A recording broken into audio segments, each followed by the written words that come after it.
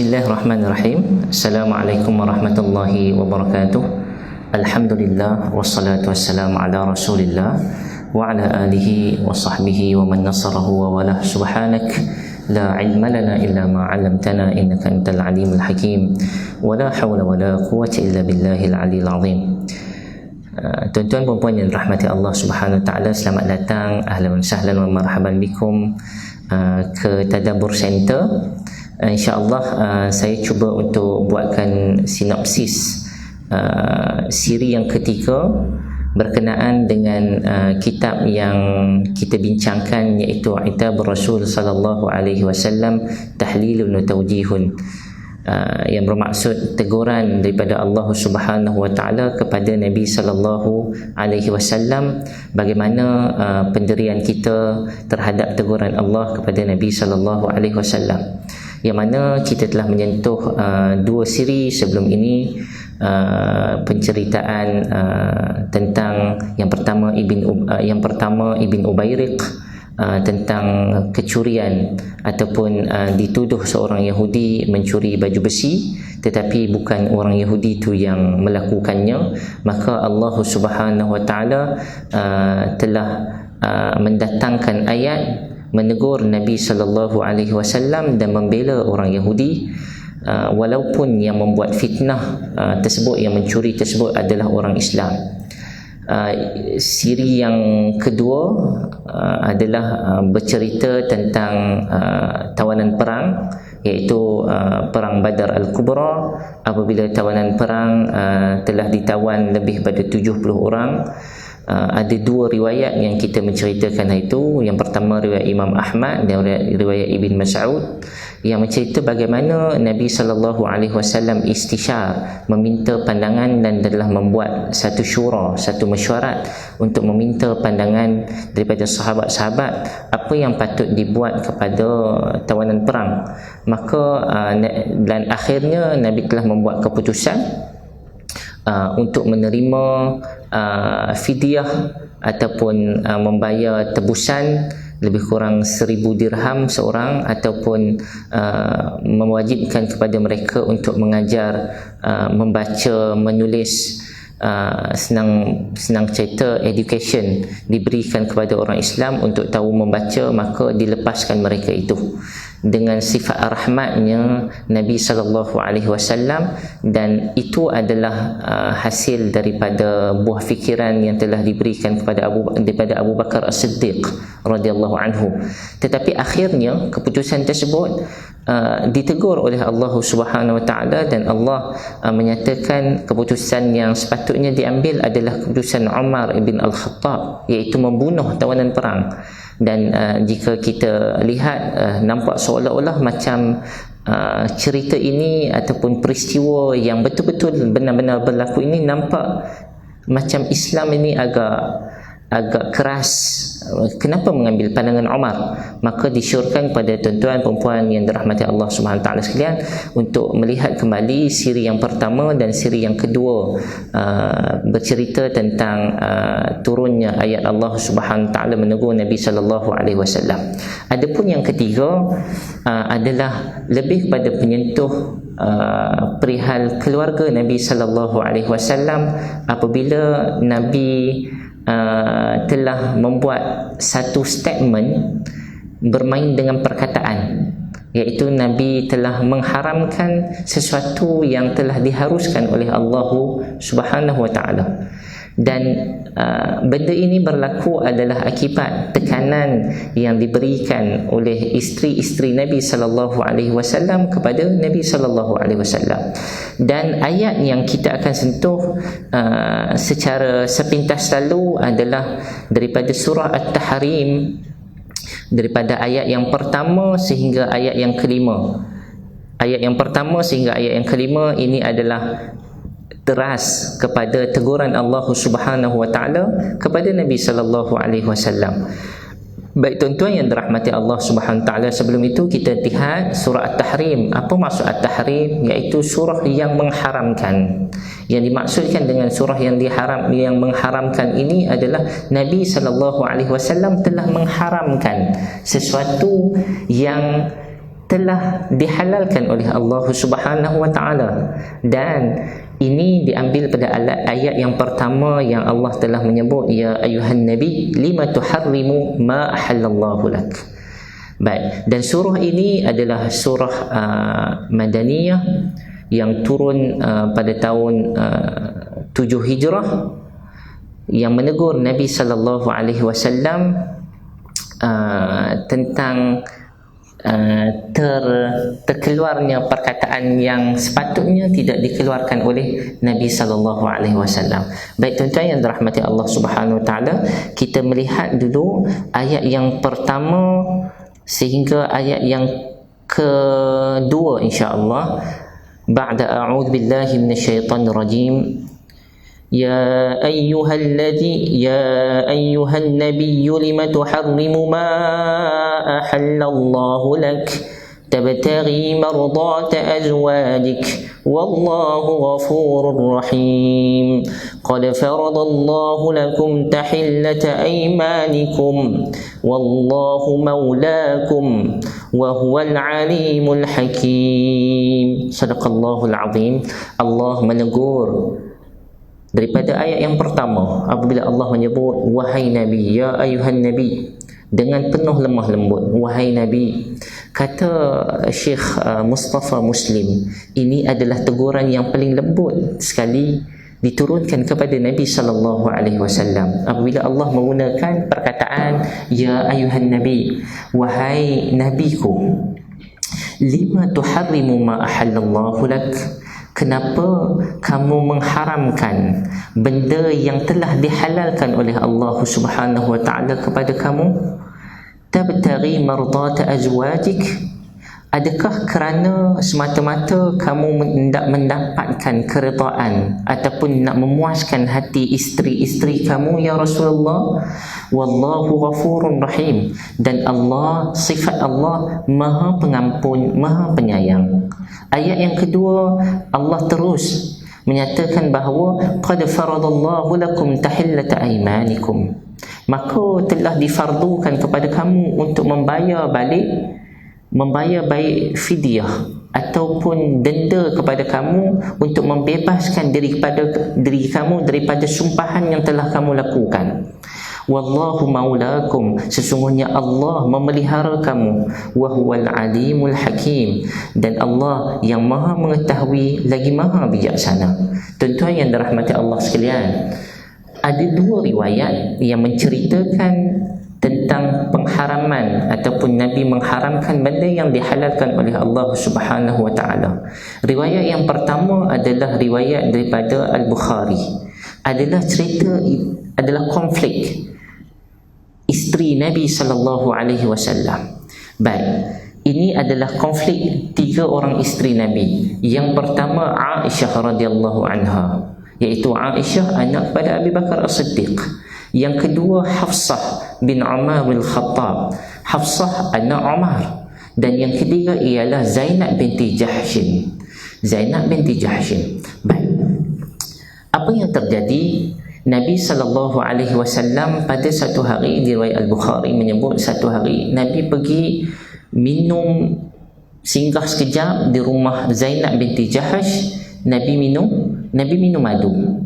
Untuk pengetahuan tuan-tuan yang dirahmati Allah Subhanahu wa taala, Zainab binti Jahsh di antara wanita yang cantik yang ketika mana Nabi sallallahu alaihi wasallam berada di Mekah menjadi rebutan di kalangan Arab Quraisy pada waktu itu. Yang pertama sebab dia anak bangsawan, anak Jahsh, di antara orang yang paling kuat melawan Nabi sallallahu alaihi wasallam. Yang kedua sebab kecantikan yang ada pada Zainab. Kemudian ada lagi ciri-cirinya, di antaranya apa? Dia adalah seorang yang cantik dan kulitnya putih mulus. Begitu juga dengan Aisyah radhiyallahu anha. Begitu juga bercerita tentang Aisyah mempunyai kecantikan sekian-sekian. Maka di sini berlaku satu peristiwa, iaitu apabila Nabi sallallahu alaihi wasallam pergi ke rumah selepas waktu asar, Nabi pergi ke rumah Zainab binti Jahsh. Nabi minum madu. Dan terkenal Zainab ni apabila Nabi pergi ke rumah beliau akan sediakan madu kepada Nabi SAW, tidak seperti mana isteri yang lain. Yang menyebabkan apabila Nabi daripada rumah Zainab, apabila Nabi balik ke rumah Aisyah ataupun ke rumah Hafsah, mereka perasan yang Nabi baru usai minum madu di rumah Zainab. Dan ini keistimewaan Zainab. Dan madu, tuan-tuan, dia tidak ada bau, dan ada bau madu yang wangi dan ada yang tidak ada bau, ada madu yang sedikit masam. Tetapi Nabi SAW, sunnah Nabi seorang yang pembersih, dan Nabi tidak suka kepada bau-bau yang masam yang boleh menyebabkan orang tidak selesa kepada Nabi SAW. Dan kita pun tahu hadis sahih berceritakan macam mana Nabi menggalakkan kita untuk membersihkan mulut. Maksudnya Nabi tak suka mulut kita ni busuk. Begitu juga dengan Nabi SAW, lebih aula bagi Nabi tidak suka busuk. Masakan Nabi suka busuk, sekiranya Nabi menyatakan dalam satu hadis lain, law lam asyqa ala ummati la amartuhum bisiwak 'inda kulli salah. Jika tidak memberati umat aku nescaya aku akan mewajibkan umat aku untuk apa? Untuk bersiwak, berus gigi setiap kali sebelum solat. Jika setiap kali sebelum solat 5 waktu, 5 kali Nabi SAW at least dalam sehari akan berus gigi ataupun akan bersugi. Maka ini adalah sunnah Nabi, tak suka busuk. Riwayat Al-Bukhari ini bercerita bagaimana sebelumnya Aisyah bersama dengan Hafsah melakukan satu, kita kan, tindakan berbincang di antara satu sama lain, di antara Aisyah dengan Hafsah, menyatakan sekiranya Nabi SAW masuk ke rumah kamu, salah seorang daripada kita, sama ada rumah Aisyah ataupun rumah Hafsah, maka kita akan beri tekanan kepada Nabi. Kita akan tanya Nabi, akalta maghafir ya Rasulullah, ya Rasulullah, kamu makan maghafir ke? Tuan-tuan yang dirahmati Allah Subhanahu Wa Taala, maghafir tu apa? Maghafir ni ialah satu cecair yang diambil daripada batang pokok. Batang pokok yang diberitahu dalam kebanyakan syarah, pokok ini seperti pokok ini diambil di padang pasir yang mana cecair itu manis tetapi baunya sedikit masam. Maka Nabi SAW tidak akan suka bau-bau masam ni. Tetapi ini telah dibuat-buat cerita oleh Aisyah dan Hafsah. Sekiranya Nabi datang daripada rumah Zainab, kita tak nak lagi Nabi minum madu daripada rumah Zainab.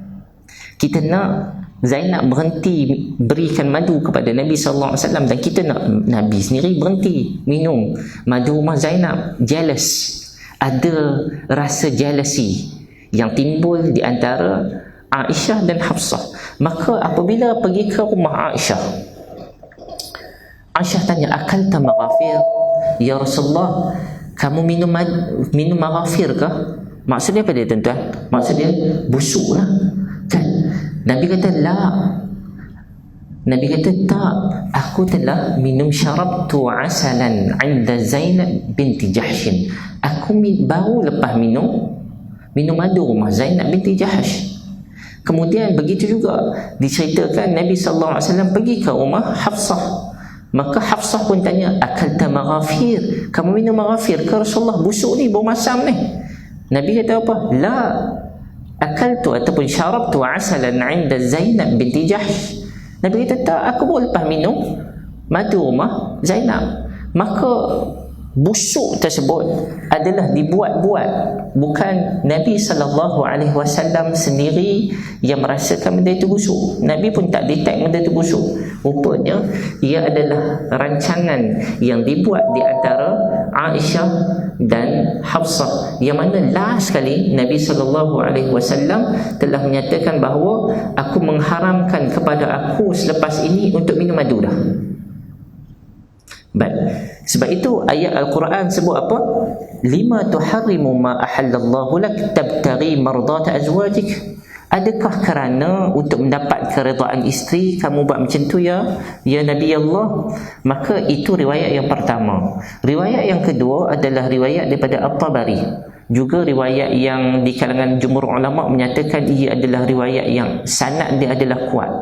Maka riwayat yang kedua adalah bercerita tentang Nabi SAW telah mengadakan hubungan dengan Maryah Al-Qibtiyah yang telah dihadiahkan oleh seorang hakim, seorang pemerintah daripada negara Mesir kepada Nabi SAW. Nabi telah melakukan hubungan ketika mana Hafsah pergi ke rumah Umar ibn Al-Khattab, rumah ayah dia, dan Nabi mengadakan hubungan di mana? Di rumah Hafsah, yang menyebabkan apabila Hafsah balik dan bila selesai Hafsah balik, Hafsah perasan ada Maryah Qibtiyah di rumah dia, dan lepas tu Maryah Qibtiyah keluar dan Hafsah tanya kepada Nabi, adakah ya Rasulullah kamu melakukan hubungan? Adakah kamu melakukan hubungan di sini, iaitu di rumah aku? Adakah kamu melakukan hubungan di atas katil aku? Maka Nabi SAW dalam riwayat ini, Nabi SAW telah mengharamkan diri Nabi kata, aku mengharamkan diri aku lepas ini untuk menyentuh Maryah Al-Qibtiyah. Dan Hafsah sedar, Hafsah tanya balik, adakah kamu ya Rasulullah mengharamkan benda yang dihalalkan bagi kamu? Baik, so dua-dua riwayat ini adalah riwayat yang kuat.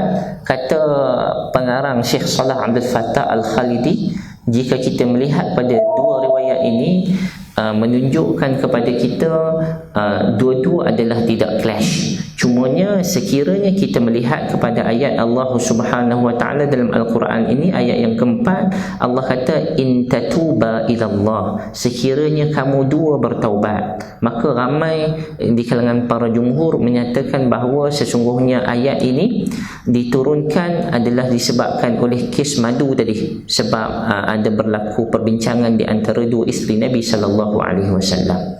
Maka ini adalah kisah yang berlaku sehingga diturunkan surah At-Tahrim kepada Nabi sallallahu alaihi wasallam daripada ayat 1 sampai ayat yang kelima. Baik, tuan-tuan yang dirahmati Allah Subhanahu wa taala sekalian, betapa detailnya ayat Allah. Allah telah menerangkan bagaimana perkara ini Allah bagi tahu kepada Nabi sallallahu alaihi wasallam. Apabila Aisyah dan Hafsah telah berjaya memberikan tekanan, jika kita ambil riwayat Al-Bukhari, memberikan tekanan kepada Nabi, last kali Nabi ambil keputusan apa? Nabi tidak akan minum madu, mengharamkan minum madu di rumah siapa? Di rumah Zainab binti Jahash. Dan Nabi, sebab apa? Sebab apa Nabi mengeluarkan statement tu? Nabi keluarkan statement tu bukan kerana sekadar nak menggembirakan hati Zainab, nak menggembirakan hati Hafsah ataupun hati Aisyah, tetapi Nabi tidak suka kepada bau busuk. Dan bau busuk itu sebenarnya tidak bau busuk, tetapi bau busuk itu telah dibuat cerita oleh Aisyah dan Hafsah, dan Nabi telah mengharamkan kepada Nabi secara syakhsian, secara individu. Nabi tidak menyatakan aku haramkan kepada yang lain. Dan Nabi pada akhir riwayat Al-Bukhari, Nabi kata apa dekat Hafsah? Nabi kata kat Hafsah, Nabi kata la tukhbiri dhalika ahada, wahai Hafsah, aku telah mengharamkan madu kepada diri aku. Apa yang aku cakap kepada kamu hari ini adalah hal di antara aku dengan kamu, kita lelaki isteri, kita suami isteri. La tukhbiri ahada, jangan kamu bagi tahu apa yang berlaku pada hari ini di antara kita dua. Aku mengharamkan madu kepada diri aku, ini adalah kita dua je, jangan bagi tahu yang lain. Tapi berita tersebut telah tersebar. Bila Hafsah sebenarnya berbincang dengan Aisyah, pastinya dia akan bercerita ke Aisyah. Maka cerita ke Aisyah, apabila cerita dekat Aisyah, Allah huwal alimul hakim, Allah maha mengetahui, maha bijaksana. Allah telah memberitahu kepada kita dan kepada Nabi sallallahu alaihi wasallam pada ayat yang ketiga, bila Allah menyebut wa id asarra an-nabiyyu ila ba'di azwajihi hadithan falamma nabba'at bihi wa adhharahu Allah alaihi 'arrafa ba'dahu wa a'rada 'an ba'd falamma nabba'aha bihi qalat man anba'aka hadha qala nabba'ani al-'alimul khabir. Apabila telah berlaku peristiwa ini, Nabi sallallahu alaihi wasallam, dalam ayat ini Allah Taala membela Nabi. Baik, tadi Allah Ta'ala tegur Nabi, tapi Allah Ta'ala bela Nabi sallallahu alaihi wasallam. Allah Ta'ala kata apa? Wa id asarra an-nabiyyu ila ba'di azwaji hadithan. Nabi telah memberitahu, wahai Hafsah, ini kita rahsia di antara kita berdua, jangan bagi tahu dekat orang lain. Implikasinya buruk. Implikasinya semua umat Islam akan tahu, sahabat-sahabat akan tahu Nabi mengharamkan madu. Walhal ia adalah kepada diri Nabi sallallahu alaihi wasallam. Apabila Nabi telah merahsiakan perkara tersebut, iaitu tidak minum madu, bersama dengan setengah daripada isteri Nabi. Maksud dia siapa? Yang dimaksudkan dekat sini ialah Hafsah. Dan Nabi bagi tahu tersebut hadithan, secara lisan kepada Hafsah.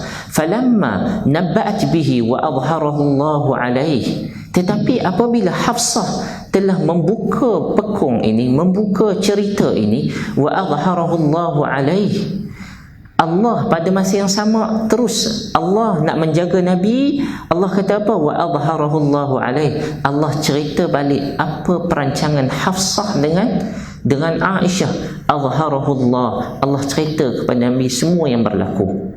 Arafa ba'dahu wa a'rada an ba'd. Tetapi apa tindakan Nabi sallallahu alaihi wasallam? Nabi ambil tindakan segera. Tetapi tindakan Nabi adalah tindakan yang sungguh bijaksana. Arafa ba'dahu. Nabi pergi jumpa Hafsah. Nabi kata apa? Pergi jumpa Aisyah, jumpa Hafsah. Arafa ba'dahu. Nabi hanya mendedahkan sedikit cerita yang Nabi tahu. Apa yang kamu buat apabila aku minum madu daripada rumah Zainab, aku tahu. Tapi Nabi hanya sebut sedikit saja, membuka rahsia. Apa yang Allah ceritakan dekat Nabi, Nabi ceritakan kembali, kamu buat macam ni kan. Tapi Nabi hanya bagi tahu apa? Hanya benda yang penting saja, hanya sedikit saja. Nabi tak buka cerita semua. Kalaulah kita kan bergaduh dengan isteri kita, kalau boleh kita nak buka cerita semua, biar puas hati. Tapi Nabi SAW berobjektif. Nabi hanya mendedahkan benda yang perlu didedahkan. Wa a'rada an ba'd. Dan Nabi menyimpan yang selebihnya. Sebab apa? Yang pertama, menjaga maruah isteri Nabi sallallahu alaihi wasallam. Bayangkan tuan-tuan, ketika mana nak memberikan pengajaran sempat lagi. Dan ia pengajaran kepada kita, bergaduh macam mana sekalipun, jaga maruah. Ada batasnya. Tahan. Kemarahan itu perlu ditahan. Kemudian falamma nabba'aha bihi qalat man anba'aka hadha. Aisyah, Hafsah terkejut. Macam mana Nabi boleh tahu cerita in details? Nabi boleh tahu cerita ni sangat detail. Maka ditanya kepada Nabi, macam mana ya Rasulullah kamu boleh tahu semua cerita ni? Yang ni hanya kami dua saja yang tahu. Hafsah dengan Aisyah saja yang tahu. Qala nabba'ani al-alimul khabir.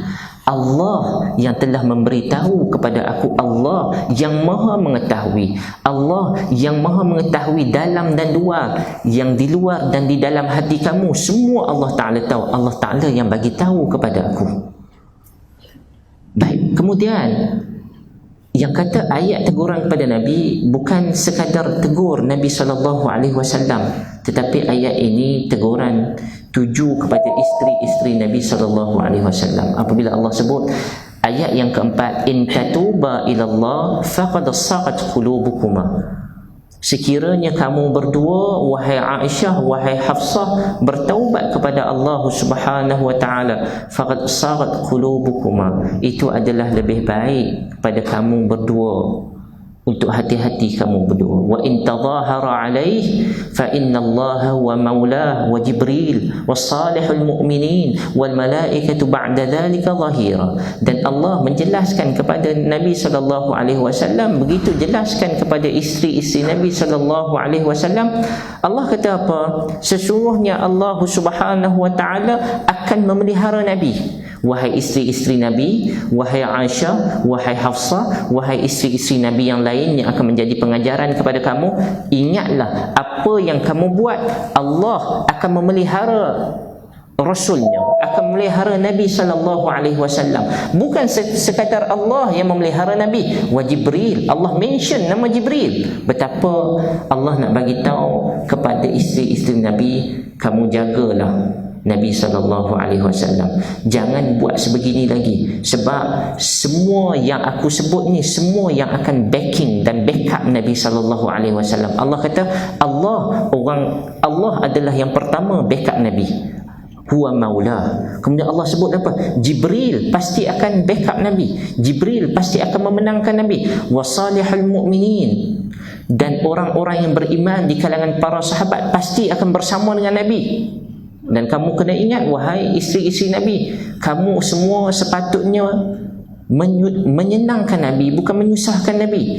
Wal malaikatu ba'da dzalika dhahira. Begitu juga dengan para malaikat, semuanya pasti akan membela suami kamu, iaitu Rasulullah. Semuanya malaikat akan membela Nabi SAW. Kemudian Allah Ta'ala memberikan pengajaran dan memberikan satu sentapan kepada isteri-isteri Nabi. Allah Ta'ala beritahu pun dalam ayat yang kelima, asa rabbuhu in tallaqakunna an yubdilahu azwajan. Nabi kata, kamu kena ambil pengajaran. Sekiranya kalau Allah berkehendakkan, Allah boleh memberitahu Nabi SAW. Allah kata apa? In tallaqakunna, boleh saja aku nak suruh Nabi untuk talakkan kamu semua, ceraikan kamu semua. Bahkan Allah kata apa? An yubdilahu azwajan. Bahkan Allah, wahai Nabi, wahai isteri-isteri Nabi, ummul mu'minin, ummahatul mu'minin, Allah boleh gantikan kamu semua yang menjadi isteri Nabi sekarang ni. Allah Ta'ala boleh gantikan dengan azwajan khairan minkunna, menggantikan dengan wanita-wanita, isteri yang lebih baik daripada kamu semua, wahai Aisyah, wahai Hafsah, wahai Zainab, semua sekali. Minkunna muslimatun mu'minatun qanitatun taibatun abidatun saihatun thayyibatun wa abkara. Allah bukan sekadar ganti, Allah boleh gantikan semua mereka itu dengan perempuan ataupun dengan isteri yang muslimat, yang mukminat, yang taat kepada Nabi, yang sifat mereka bertaubat, yang sifat mereka kuat beribadat kepada Allah Subhanahu wa taala, dan mereka kuat di dalam melakukan saihat, maksud melakukan puasa, sering berpuasa, sayyibat. Bahkan Allah boleh mengganti di kalangan kamu dengan isteri di kalangan anak dara dan di kalangan yang bukan anak dara, iaitu di kalangan janda. Sebab kebanyakan isteri Nabi SAW, kebanyakan semuanya adalah janda kecuali Zainab binti Jahash. Baik, kecuali Aisyah. Baik, tuan-tuan muslimin muslimat yang dirahmati Allah Subhanahu wa taala, sekiranya kita melihat surah At-Tahrim ayat yang pertama dan ayat yang kelima, dan kita melihat surah At-Tahrim di ayat yang kebelakang, kalau kita melihat munasabah kenapa Allah Subhanahu wa taala mendatangkan di akhir ayat, iaitu ayat 10, ayat 11, ayat 12, Allah Ta'ala sebut apa? Tadi cerita tentang isteri Nabi, ummahatul mu'minin. Kalau kita melihat pada ayat yang 10, Allah cerita tentang orang perempuan juga. Yang pertama, Allah cerita tentang orang perempuan yang kufur kepada Allah, iaitu isteri kepada Nabi Nuh AS dan isteri kepada Nabi Lut. Begitu juga Allah Subhanahu wa taala menceritakan dalam ayat yang ke-11, saya sebut secara laju kat sini, isteri Fir'aun yang beriman kepada Allah, dan isteri Fir'aun yang beriman kepada Allah Subhanahu wa taala. Begitu juga dengan Maryam binti Imran, iaitu ibu kepada Isa. Baik, dua orang yang beriman, cerita tentang dua orang yang tidak beriman, dua isteri yang beriman, dua perempuan yang beriman kepada Allah Subhanahu wa taala, iaitu Maryam dengan isteri Firaun Asia, dan dua yang tidak beriman, isteri Nabi Lut dan isteri Nabi Nuh. Apa signifikan kaitan dengan dua cerita ataupun dua individu yang disebut jelas dalam ini, intatuba, iaitu Hafsah dengan dengan Aisyah, supaya Hafsah dengan Aisyah mengambil pengajaran, wahai wanita, wahai isteri-isteri, janganlah kamu susahkan suami-suami kamu yang kuat berdakwah, yang ikhlas berdakwah di jalan Allah Subhanahu Wa Taala dengan cerita-cerita picisan.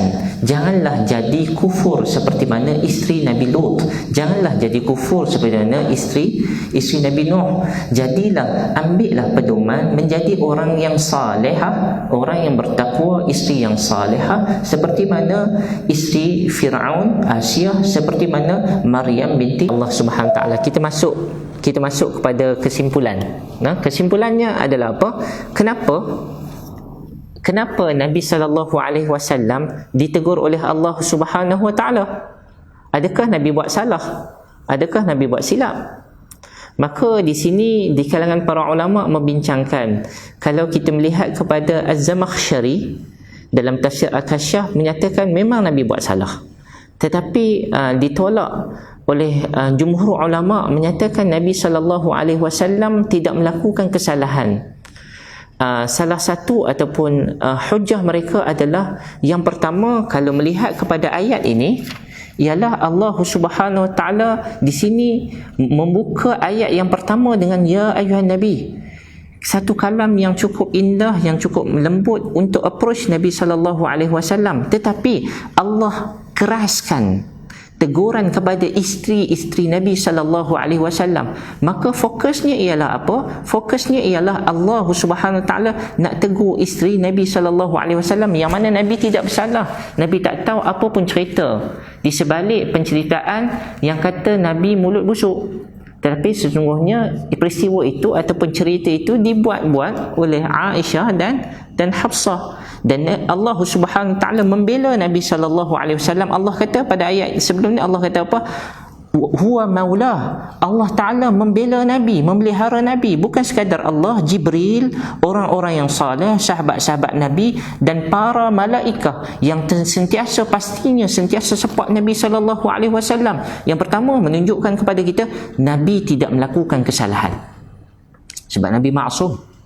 Baik, adapun perkataan Allah menyebut lima tuharrimu ma ahallallahu lak, kenapa kamu wahai Rasulullah kamu mengharamkan benda yang telah dihalalkan oleh Allah. Baik, dekat sini Syekh Salah Abdul Fattah Al-Khalidi menyatakan yang dimaksudkan dengan haram di sini bukan haram syar'i. Bukan maksud Nabi mengharamkan siapa minum adalah haram. Haram bila buat maksud dia dapat dosa. Tidak, haram yang dimaksudkan dekat sini ialah haram lughawi, maksud dari sudut bahasa Nabi mengharamkan. Tapi impaknya, kenapa Allah Ta'ala tegur? Sebab impaknya ataupun implikasinya berbeza apabila perkataan ini disebut oleh Nabi SAW. Walaupun dari sudut maknanya secara syar'inya Nabi tak nak sentuh lagi. Seperti mana Nabi tidak pernah menyentuh, Nabi tidak suka makan dhab, tapi Nabi tidak pernah buat keluar kenyataan inni haramtu alayya, aku mengharamkan kepada diri aku untuk makan dhab, an akala dhab. Tak, Nabi tidak menyebut. Tapi dalam perihal ini Nabi SAW telah sebut. Nabi kata apa? Aku mengharamkan diri aku. Dan dalam riwayat yang disebut Nabi telah bersumpah. Maka sebab itu datang pada ayat yang kedua, Allah telah memfardukan kepada Nabi untuk membayar fidyah terhadap sumpahan Nabi SAW. Kesimpulannya, Nabi tidak melakukan kesalahan. Cumanya daripada sudut bahasa, Nabi telah memilih perkataan yang tidak sepatutnya, yang mana kata Syekh Salah Abdul Fattah Al-Khalidi, aula adalah lebih baik untuk Nabi SAW tidak memilih perkataan haram. Walaupun haram tu bukanlah yang dimaksudkan haram syar'i, haram lughawi, tetapi pemilihan perkataan. Apa yang boleh kita ambil pengajaran, tuan-tuan? Pengajarannya ialah betapa Allah Subhanahu Taala memelihara Nabi daripada melakukan apa-apa benda yang tidak sepatutnya, walaupun satu patah perkataan. Impaknya sangat besar. Pengajarannya untuk kita adalah, jika kita mengambil ibrah untuk diri kita, jagalah perkataan. Yang kedua, wahai isteri-isteri, kepada para da'i, isteri-isteri kepada orang yang beriman, jagalah rumah tangga, jangan melakukan perkara yang tidak sepatutnya dilakukan oleh kerana ada perasaan jealous. Wallahu ta'ala alam. Semoga sedikit pengisian kita pada hari ini membolehkan hasilnya. Semoga apa yang kita baca, apa yang kita tenungkan dalam Al-Quran memberi faedah dan dianggap sebagai satu ibadah oleh Allah Subhanahu wa taala. Aku qouli hadza wa astaghfirullahal azim li wa lakum wa barakallahu fikum. Wassalamu alaikum warahmatullahi wabarakatuh.